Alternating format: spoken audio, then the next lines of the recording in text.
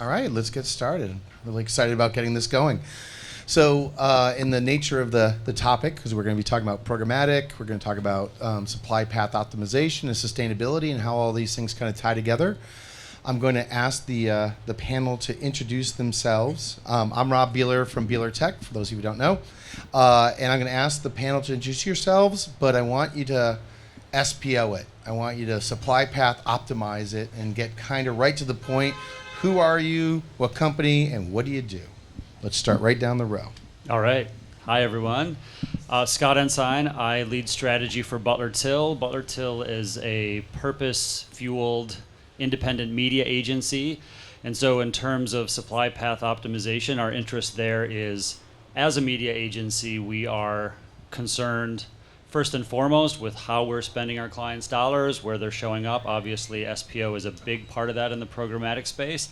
And then on the sustainability side, which we'll talk about today, we're also a certified B Corp, which means that we have made a lot of commitments as an agency to use business as a force for good, including our impact on the environment. So something that we're very serious about as well. All right. Now, I'll SPO him and do yours quicker than his. Christine Lopez, Human Security, protecting the digital ecosystem from fraud and abuse.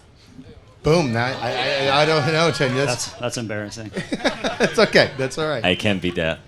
So my name is Chen. Nobody knows how to pronounce the name, so you can call me Ken, Chen, or Hen, whatever you prefer. I'm the CIO of Fry's, programmatic AI solution for publishers. Happy to meet you all. Hi everyone, I'm Harvin. I head up commercial partnerships at a company called Scope 3. So Scope 3 is on a mission to decarbonize media and advertising, and I think SPO is a crucial tool that we can use to achieve that. Morgan Jetto from Verve Group. I head up marketplaces at running buy and sell side ecosystems, and we are excited to talk about SPO and what it means to us today. Great. So I know we have an audience of varying degrees of involvement within the whole space. So I do want to kind of start at, kind of the beginning, if you will, with this. But I also want to throw out to everyone that what we'll try to do is get to some insightful points, things that you can pick up on and think about when you leave. And so I'll be looking for those kind of insightful points. We'll kind of build on that, whatever. If you just have a burning question, you can't go any further, go ahead, just try to get my attention, and we'll go from there. But we will have time for question and answer at the end. So let's back up a second. Right before SPO, we just obviously have, and most of you are working in the programmatic space in some way, and of course, scope and so forth. You're a little bit different on that part, but there's a part of we have this industry, we have this ecosystem, and we're all just trying to make it efficient and to make it work. And there's so many things that are kind of barriers to that. Talk about, for any of you, really, what in the programmatic space do we need to do as an industry to continue to refine and do better and, quite honestly, help him with his clients? Yeah, please. What do you guys got for me? Anything? I think one of the things that we've been talking a lot about lately is the kind of convergence of SPO and sustainability. And so those things really should go together. And if you're cutting out unnecessary hops in the supply chain, you're going to just naturally cut out part of the carbon footprint, which is what I'll speak on behalf of Scope 3, because I've been talking to them a lot lately. And so I think that's one of the barriers that we run into as an industry is we are, speaking as a media agency, we have been historically, not just we Butler Till, but the industry, focused on volume and delivery and more. And Harvin and I were chatting just briefly before, we're starting to see, I think, a long overdue shift from just quantity to more of quality and authentic connection. And I think that's one of the barriers that I see starting to crumble a little bit. Well, Christine, for you in the security space and whatever, right? Like, this is an industry that's been fed, infused with just more, like, let's just open up as much demand as we can, like liquidity in the industry, right? And that really sets us up for lots of bad actors and things to happen around it, right? Well, taking a step back, like header bidding, right? Like, God, I love it. It totally democratized inventory access, right? And we had this, sort of auction scale that was heavily skewed towards, one major player. And this kind of helped level the playing field a little bit by giving access to more and more people, but more and more companies, more and more SSPs, DSPs, exchanges. But it came with a lot of unintended consequences, like incredibly complex supply chains, so many different hops. And from a security perspective, every time you have a reseller, a new node in that supply chain, you open the door to someone to take advantage of that, right? To enrich it, to relabel it, to amplify it. And that's where IVT, invalid traffic, and fraud really starts to seep its way into the ecosystem. I want to touch base about those hops that usually people talk about as a negative way. And there's so many negative aspects of hops and a lot of partners within the programmatic ecosystem. But on the other hand, I want to show also the good things in that. In terms of efficiency, at the end of the day, you would thought that publishers would want to work with 3 main players and get all the budgets from all the different agencies.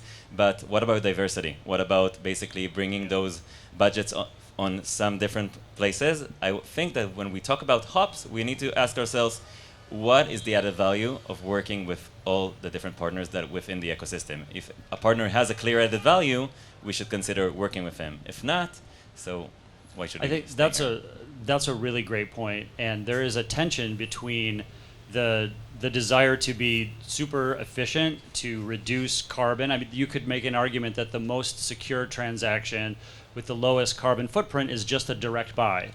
I mean, forget about programmatic entirely. We can go completely old school. Oh, sorry. Okay. But obviously, that's not what we're suggesting, and that's not what we want. And we're concerned as an agency about creating access. As an independent agency, it's a hot button issue for us. Like, there's a lot of big players in our space who trade on. Hopefully, are any of them here? I don't know.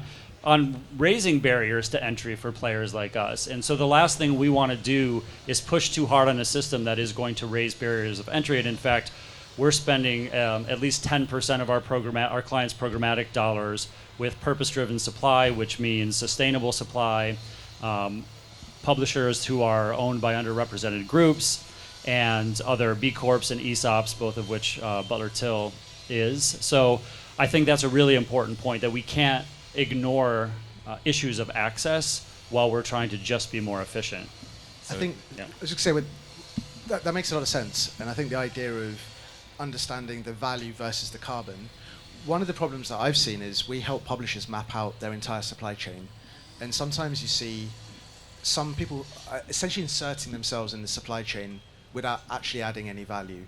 So by this, what I mean is they'll be buying an impression from a reseller, and then they'll be selling that same impression to a reseller. What value have they created by doing this? None. But what have they done? They've taken a fee, and they've also introduced carbon into their ecosystem. That carbon is going to be logged against the publisher's Scope 3 carbon numbers, and it's going to be logged against the advertisers. So while I completely agree with your point that not all hops are a bad thing, the game, I think, and the SPO should be about finding the hops that don't need to exist and reshaping that supply chain so those hops are no longer there. And what we find is when that happens, you can effectively remove SSPs from your supply chain. Often the publisher won't have a direct relationship with those SSPs. Removing them has no impact on revenue, but everyone sees a reduction in carbon because that supply chain is now more efficient. And I'll double down on some of this. I don't think that there's a customer that we have on the buy or sell side that's looking for us to be inefficient. So to a certain extent, this is a long overdue discussion. Certainly, as a society, I think that's how this all is generated. I think a lot of these conversations are driven by brand investment, organic brand investment, younger generations, real attention to, literally burning needs. But also, as we are not regulated the same way, as a buy-sell ecosystem, the way a financial industry would be. So we're self-regulated. There's an organic nature to this, and I think the purposeful nature and the approach that we're taking, may seem delayed, but it does. It is organic, and so it's one of these things where it feels to me like we're rounding out the edges. We're not taking a cleaver to a business, and I think that over time we'll see this massage into a gentle, healthy place. Nice. I just want to touch base a second about the technical aspect of programmatic ecosystem. There are so many different parameters and aspects that affect an auction.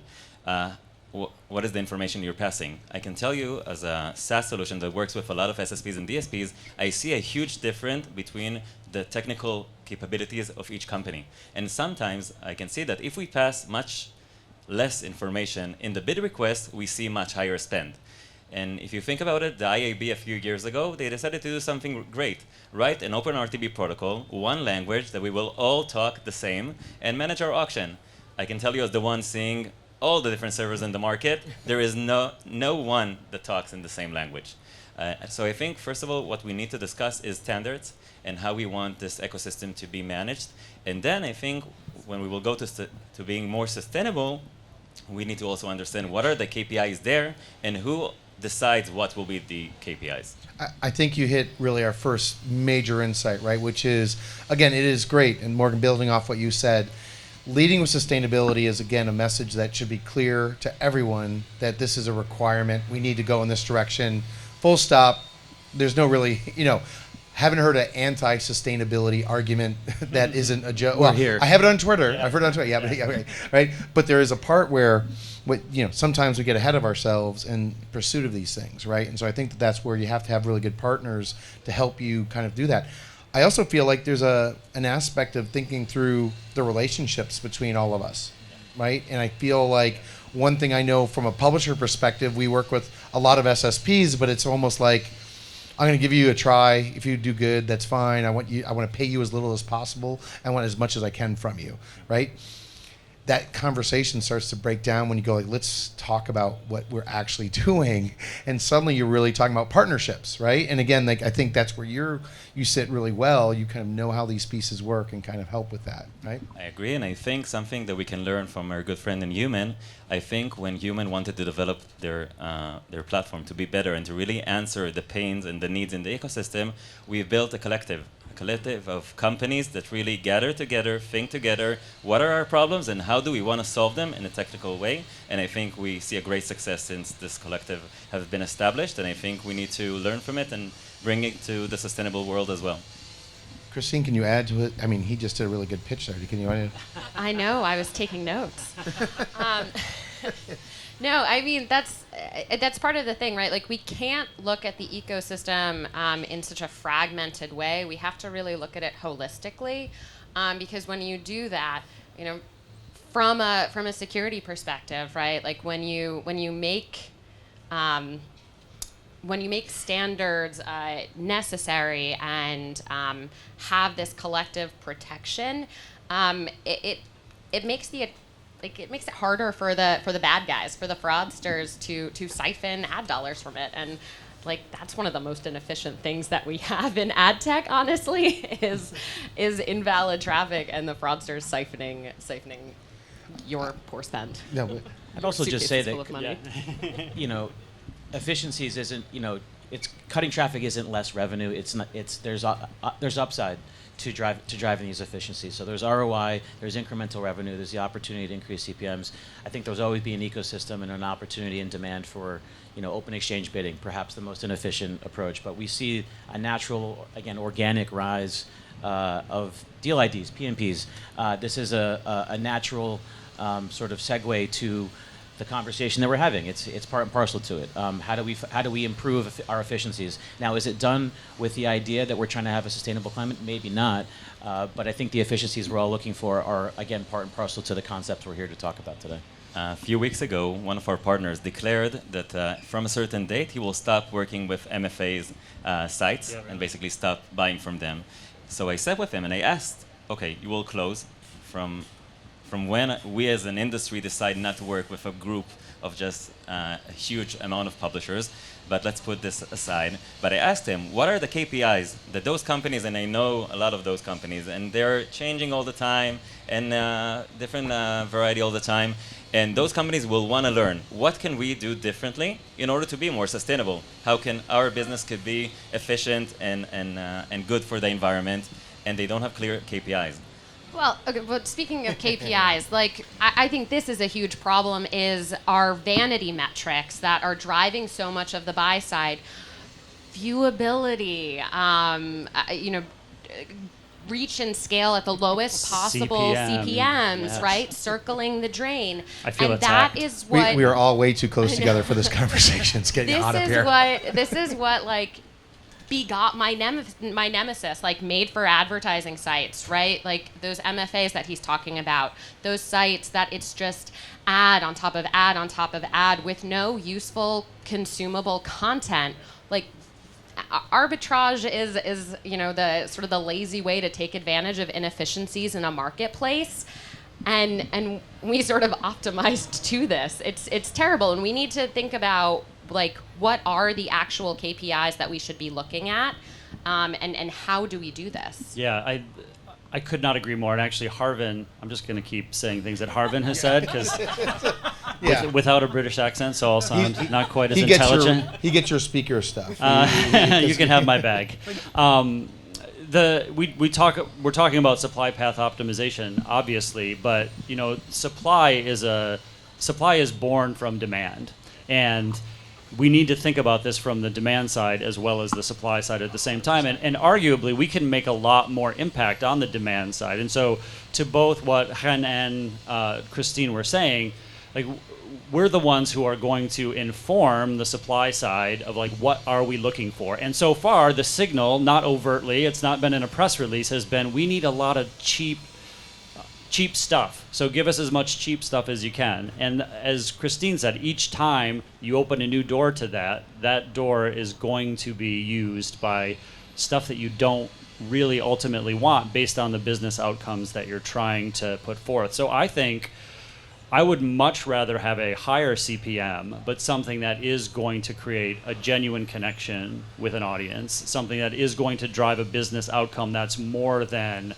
a CPM goal that we've been trying to hit, or even a delivery goal, frankly. And that's, kind of anathema for a media agency to talk about not delivering on something, right? Like that's almost like we didn't meet our goal, but sometimes that delivery might not be that we plan might not really be what we need or want or what's best for the business outcome. I also don't think it's an either or. It's a column A, column B. I mean, we're gonna have it's gonna be a starter step probably, but a little column A, a little column B. This is a start, Well, go ahead, please. Yeah, I wanted to go back to that point about the publishers, because that's something that I've been thinking about a lot. So buyers can affect a supply chain by moving money around, but what they can't actually do is turn off a supply chain. The buyers don't have the power to do that. They can do it over the long term by preferencing supply chains, by using their budgets to show the supply chains that they trust and that they want to empower. And the idea is over the long term, other supply chains start to dry up.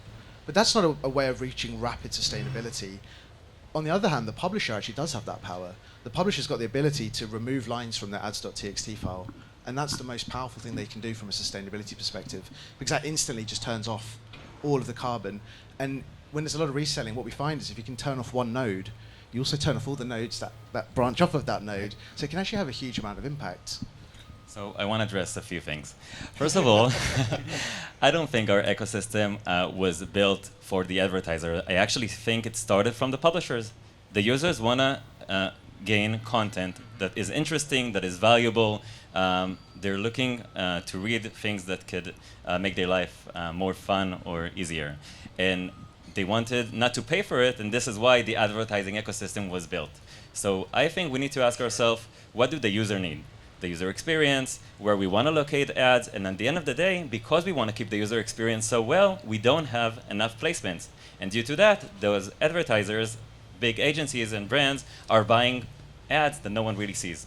So this is why we need to think how we can basically create more viewable placements, more relevant placements that will answer the need of all the big brands that want to promote their products. This is the first thing. And the second thing, we need to understand and close the gap between when I send my team to DigiDay Palm Spring, they come back and they talk about attention. And when I send my team to Miami to DigiDay, they talk about maximizing the RPM, user experience. I think we need to find a balance. I think we need to find one language, one protocol that will basically answer both sides, but at the end of the day will benefit to the end user, which he's the main place. Well, at least they're coming back from Miami. That's good. That's right. That's right. Okay. And one more thing I wanted to address Yeah. is basically the ads or text lines. And I think touching on ads or text, of course, that if we'll remove ads or text lines, we'll have less partners. But again, do we want to come to a place, and I think a lot of the yachts here in Cannes won't want it, to see it. Do we want to come to a place that we have 2, 3, 4 partners within the ecosystem, or we want to find a place that every partner will have a clear added value? If we will remove all those SDTX lines, we will just make sure that a lot of partners won't be part of the auction. I think we need to talk about KPIs and added value and what's unique with those companies. If they don't have an added value, we can just tell them, walk away, don't be part of the auction. I completely agree with that. Like, the reason why the publishers set their site up like that is because that's what drives revenue. But when I talk about reducing lines, a good place to start is looking at duplication. So for example, does an SSP need to see the same impression 5, 10, 15 times? And actually, probably not. Does a DSP need to make it available that many times? No. Right. Exactly. So How can you- very supply side conversation, supply path optimization? It sort of feels like the onus is on the publishers. There's a lot of demand path optimization that can be done as well, and the transparency in buying activity for buyers, which doesn't necessarily portend great things for that model, but it's something that we should discuss. If it can't be measured that way, at the outset, then I think you're in a bad spot. Yeah. How can we explain that the DSP can work directly with a publisher, or an SSP can work directly with a publisher, but then when he will buy from a different SSP, his buying will be much more efficient? You would have thought that if he will go directly, things will be amazing. But there's a mix of things that makes our industry complex, and some publishers don't have the right technology, so the FPO, the floor price optimization, is not right, and the supply path optimization is not right. So I think that a lot of publishers are actually lacking capabilities that are crucial for an auction programmatic. And this is why you see that sometimes an SSP will buy better from a different actor, a technological actor, rather than working directly. So I think it's not, I think it's a combination. Yeah, and every part of the ecosystem has their part to play. And I don't think one side, the buyer, the advertiser, the trader, the publisher, no one can do this themselves. It has to be coming from across the board, and the pieces has to line up. So I think that bit you were talking about standardization before and having the common language, that's a really crucial part of this. Yeah, I can also share about something, sorry for that. I can just share about a great move we did that I think a lot of companies need to follow. We heard the advice of Amazon, where we basically changed the whole infrastructure to Kubernetes and a multi-region support, having data centers locally, shortening the time to respond on each region. And they show also, Amazon is talking about sustainability all the time, and you show it also in the platform. That reduces like 20% of the carbon emissions globally. So I think we need to share knowledge about what really moves the needle, what really make a difference and a change.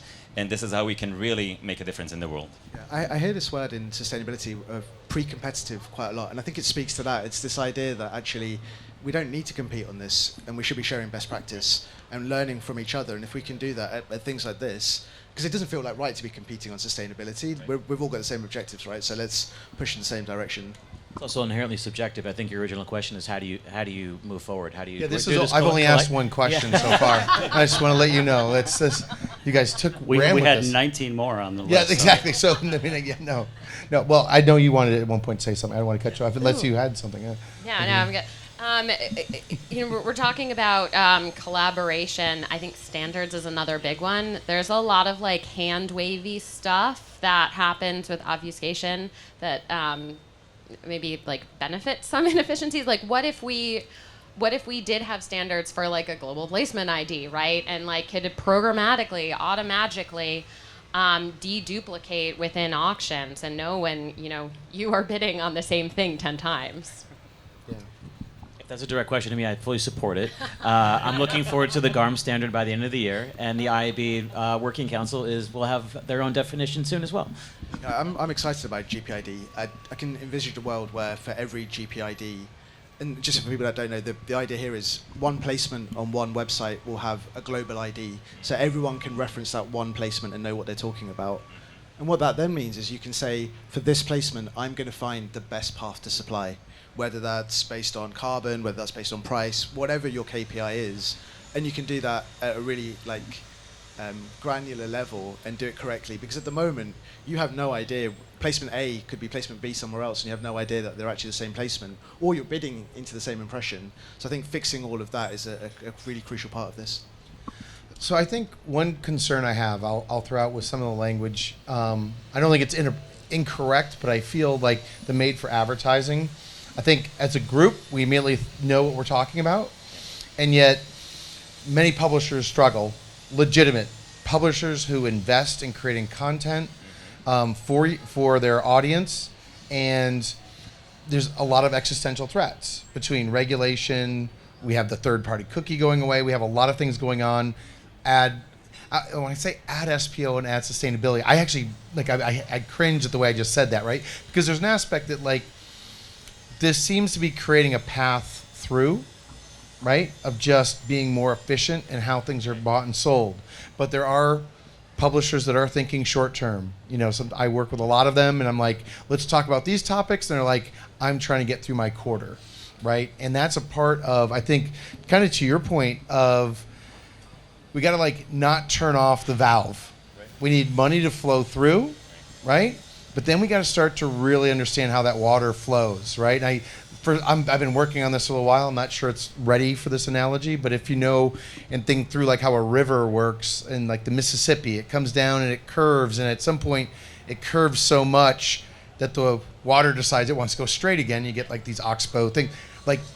Let's just keep working on this efficiency piece to make sure the money flows through and you're getting what you need, so buyers get what they want while publishers can focus on what they want to do, which is content, right? So the made for advertising to me is one of those terms where I'm like, sometimes in the middle of a quarter, I'm made for advertising too, because I've got to hit a certain number, right? But at the same, but I'm not clickbait, right? And that's not your entire business, right? Right. So if 70% of your traffic, more than that, was coming from stuff that you're buying and essentially just arbitraging that traffic, then I'd say, yeah, you're made for advertising. If you're buying traffic as a smaller percentage of your total traffic, that's normal. Everyone does that. I think it's about, one, your relationship with your users. Do you have one? Do you care about your users? And two, how much of that traffic are you buying? And also, you said content. A lot of these MFA sites, it's just AI or scraped content or rubbish content or which is only going to grow. Yeah. Which is only going to grow. Right? Yeah, and I think that's where some standards around what we mean by these terms too. I think MFA,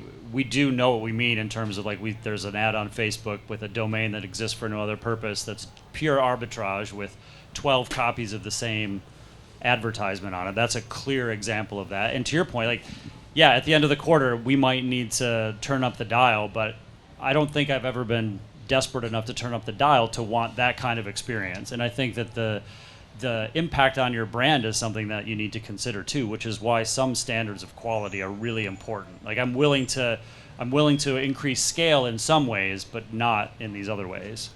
The other thing I just wanted to add was you were talking about publishers before, and actually I see sustainability as a massive opportunity for publishers, because what I can see today is advertisers are moving money to sustainable publishers as a way of saving carbon on their ledger.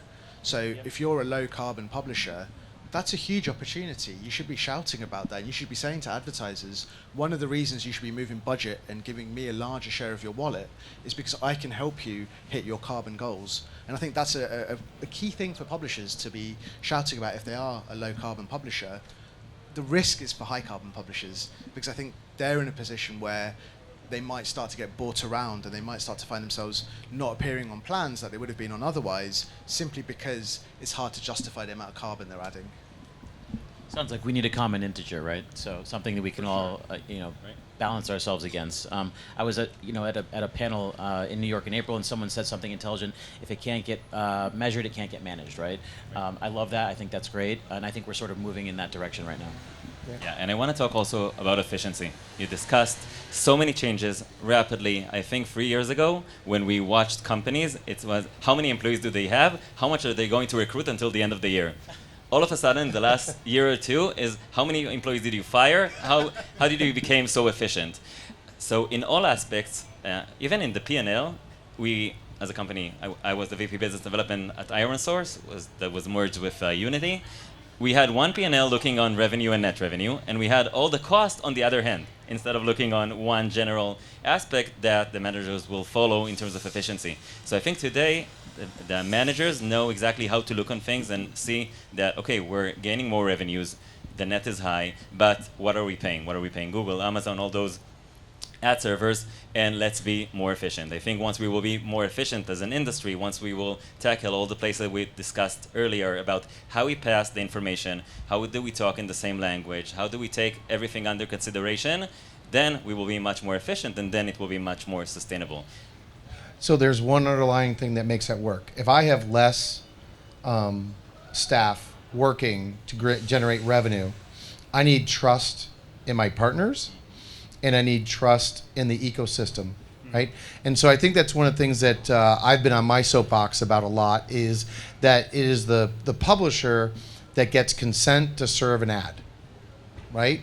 And that is just getting more and more complex. You have to, I mean, right now in the US, it's cookie banner, just accept all, right?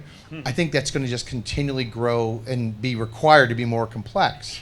And that means, by the way, that's when the made for advertising sites really fall apart, right? Because I'm going to go to sites and I'm going to give them the ability to serve me ads or use my data because I recognize the brand of the publisher.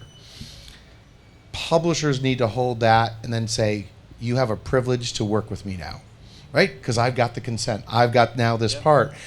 Then that needs to go all the way through the system. And by the way, that helps from a security perspective, right? That helps you find out right where you're going to be going. Along the way, that part, we have to really respect that piece and start building from there. I think that creates some real opportunity to clean this up. Yeah, go ahead, Christine. Thanks. Provocative statement. Sometimes I wonder if we're like building a house of cards and we just sort of need to, like, is it time to rethink, as we're contemplating standards, as we're contemplating how we build things, how we modify things, how we change our behaviors, is it time to throw a grenade in there? I think maybe like a little one. Maybe like just a flash grenade. Yeah. Just like shock and awe. No one's hurt. So what would that do? So I mean, there is a part of we certainly are at a pivotal moment in our industry where we're making some really big decisions. So I agree from that perspective. But how would you? Okay, how do you pick it up? Yeah. So I mean, from my selfish perspective, from the security end, like we have to do a lot of work around, like sort of modify our behavior. Like you can touch your nose like this, or you can touch your nose like this, and we do. No one on the panel is required to do that. I just don't want to be kind of put in that position. We do a lot. We have to do a lot of the latter, and I really believe that security should be built within the fabric of programmatic and not as an afterthought.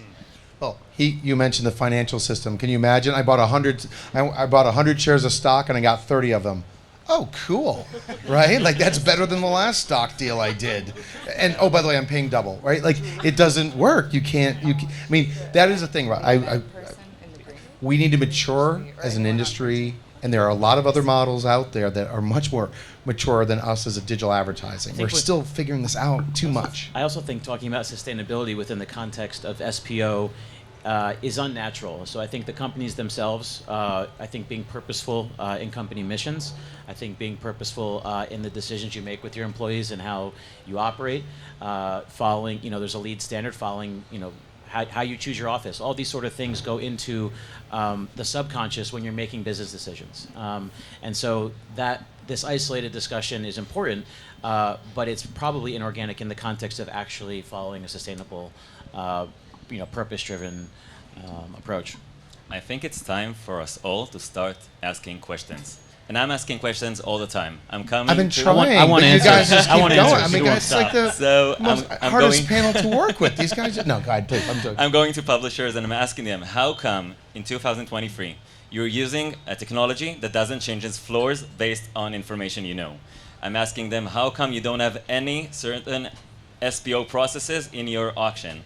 I'm asking SSPs, what is it your added value? Which DSPs you're working with Why are they missing? What's unique between you and the others? And I think we need to ask also the agencies, how come it takes 10 years to make you, and I'm sorry, only one from the agency side, but how come it takes you 10 years to change the strategy just because an agreement was signed 10 years ago and not based on When's what's the last making time you more? got an MSA put through? I mean, But it can take 10 years. But it takes time. It's not efficient, and it's starting from agreements. It's starting from not asking the right questions, and it's coming from not being efficient at the end of the day. And we have so many things we need to improve before we can start talking about how we can improve also the world. And I have to say that personally, I'm very frustrated. I have a kid. He's 2 months. My wife want to kill me that I'm here right Congratulations. now. But yeah, I want to give him hope. I want to give my 3 kids a better place to live, a world that is better than what we got. I want to keep it sustainable. But we are also running a business, and we want it to be profitable. We want it to be efficient. And there are so many things we need to improve as an industry in order to make it work. Well, that's a really great point and an interesting one too. And what does it mean? What does a better world look like? Does that mean that your kids have more money than you, or does it mean that they have a better environment, that they have a better Preach. work-life balance, that they have a better relationship with work? I think I feel the same way about my kids. I want them to have a better life than I've had, and that doesn't, to me, they could have significantly less money than I have, not that I have that much money, but and still have a much better life. And I think that is also going back to what we talked about with if we're going to buy, and I think on the buy side, speaking for brands and agencies, we should be buying more with intention. And that's what I mentioned before, where we have this purpose-driven supply. Yep. Suppliers who are in that supply can get left out of auctions for all kinds of reasons and can be supplanted due to cost pressures by things like MFA. And we want to provide access to those publishers who are making a difference in the world in the ways that we believe in. Sustainability comes up in agency RFIs all the time. I'm looking forward to a common sustainability sort of RFI template, you know what I mean? RFP template. Yeah. And that would be great, and I don't think that would be very hard across at least the big, the large holdcos, and have that transcend on down. Talking about it is really difficult. Or start here and transcend on up to the large holdcos. Is another option. Just as an Millions alternative. of pubs, 4 holdcos. How do you do it? I don't know. So I don't know if our audience has any questions. If you want to start to think about that and signal that you do, why don't we go to questions, and then I'm going to wrap up. Like, I want all of you to think of one last insightful thing. This has been fantastic. Just call. Bring it. Hi guys, David Cole, TrustX, love the B Corp. Welcome to Love It. We're also B Corp. Awesome. I know it's like a little club. Yes, it is. Yeah. Yesterday, the ANA released it's a second programmatic transparency report, first one in a couple of years. And they say there's about $88 billion globally in open web programmatic spend, of which 15 billion plus or minus goes to MFA. We ran a panel yesterday on this, and I had a hypothesis, and I think you guys actually may be able to validate the hypothesis.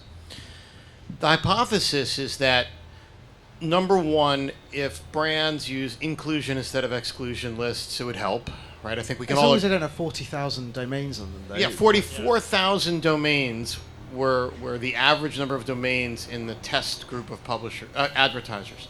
It's ridiculous. So I think we can all agree with that one, but it's the second part of the hypothesis. I think that if brands insisted that they use DSPs who would only buy through a direct SSP to publisher supply path, so we eliminate the multi-hop supply chain, that we would also virtually eliminate the MFA, since most of that MFA comes from the signals getting crossed down the stream. And we said it as if that should be obvious, but I'm not sure that's true. And I wanted to see if any of you smarter gentlemen than I am would know whether we'd cut out the MFA by only buying in the sort of direct DSP to SSP to publisher supply path. And smarter gentlemen. Actually, Christine and I go back a long time. I think she's brilliant, and she's moderating my panel here tomorrow. So, Christine, you know I adore you. So yes, Christine, if you can answer this question for me. Right, yes. Right. And none of us will explain her answer. It's the answer, right? Yes. We You can should do just that. trust it. Yes. No. Well, does anyone want to take that? From I'll take. I think it's absolutely the place we're going to. At the end of the day, performance advertising. A few years ago, I worked in an agency that bought from a network, that bought from an SSP, the same old story. Today, in the performance ecosystem, there's an advertiser, there's a tech company, Unity, AppLovin, or others, and there's a publisher. This is exactly where our industry is going to, also in the branding ecosystem. But on the branding ecosystem, you have much more players, so it takes a bit more time. But definitely, I think this is where we're heading. Actually, I don't think that would work. I knew somebody So was going just to blow a- my just a theory, contrarian. and it was the smart British-sounding guy. So the reason is some of the types of MFA that I've seen is where you have a premium owned and operated domain that everyone knows and trusts, and then you start bundling that in with either third-party supply, or you create a subdomain and then put MFA on that. So I see your point that it's the signals getting crossed, but I think actually they're smarter than that. And for me, one of the things is it's the role of, one, the SSP to filter out MFA and to not work with these people. Secondly, I'd love to see publishers not putting all the stuff at the bottom of their pages, driving traffic to MFA. I think that will help. And then third, I think your point about the block lists and actually, putting brand safety segments on so that you're not serving on MFA. I think those are the ways of doing it. And your point about buying directly, I really agree with that, and I think that makes a lot of sense. And I'd love to see DSPs implementing much more around things like S-Chain to monitor and reporting on S-Chain so that they can fully understand. And at Scope 3, we have the concept of supply directness. So that's basically saying how many hops did the money and the impression pass through. And the idea is the shorter, the smaller your supply directness score, which is to your point, the more efficient your buy would be. But I don't know if we can kill MFA just by having those direct relationships, because you could have a direct relationship between an MFA site and the DSP. Yeah, some of those are like the dark pools of inventory. That's such a fun phrase. Just Google it. It's great. I wouldn't be able to explain it very well, but it's you're right. It's like you have a known domain, and there are hidden entities underneath it. And that's where a lot of this hides. I think that there are some empirical metrics indicative of MFA that you can scan for pre-bid, post-bid. Is that the ads density rate? How does that compare? Yeah, it's amazing. These are also businesses, right? They are really savvy. They are really smart, they need to scale a business. So it's also scanning for, is it the same conversion API ID across multiple domains? The same privacy policy, right? Just copying, pasting stuff. So there are all sorts of little indicators that I think when their powers combined, can tell you whether something is going to be a crummy site like this that you can find. Who has responsibility? I mean, we all have responsibility for the space that we're playing in, but I'm interested in this panel's opinion, I guess, about. To me, I look at an SSP, I'm like, I would expect an SSP to be on top of their own inventory. It's their product that we're buying. Wouldn't. Okay. Good. I get so. I mean, and I'm not trying to pass the buck. I want to be involved too and help the problem. But I would hope that the SSP would be involved in that effort. I agree. I'm returning the question, and I want to say what Harvin said. In an ideal world, the agencies won't buy any ad that is not viewable. You have so many great tools today that show which ad is viewable and which not. But the MFA sites are all viewable. I don't mean to cut you off, but Yeah. they have gamed this system. They know the brand safety block lists and have programmed their content so they avoid any words that are on the brand safety block list. They're 100% viewable. They're often faking out. I don't know how they do it, but you probably know brilliance over there, Mrs. Cloaking. Yes, Yeah. and they feel like they're fraud free. So I hear you, but the MFA sites, that all they do all day is figure out how to suck the advertising My dollars. point wasn't for MFAs. If the industry want to mature, we want agencies and DSPs to say we're not buying ads that are not viewable. You have a lot of tools today in the market that can show exactly if the ad is viewable or not. I can tell you as someone that sees the whole industry that agencies and brands are buying a lot of ads that are not viewable, and it's a decision. If they want to do opposite, they can decide differently. But it's a combination between decisions that the demand need to take and the supply need to take, and it's a mutual responsibility. So, and I think going to your initial question, adding all those pieces, right? I think that the move is going to be, from a buying perspective, to be more about inclusion than exclusion, right? I think the thing is, though, I would say for you, you still want access to cheap inventory, right? So in other words, think of it this way. If you could take your model and you can go, and that means the New York Times wins, Washington Post wins, and a small, minority-owned publisher loses.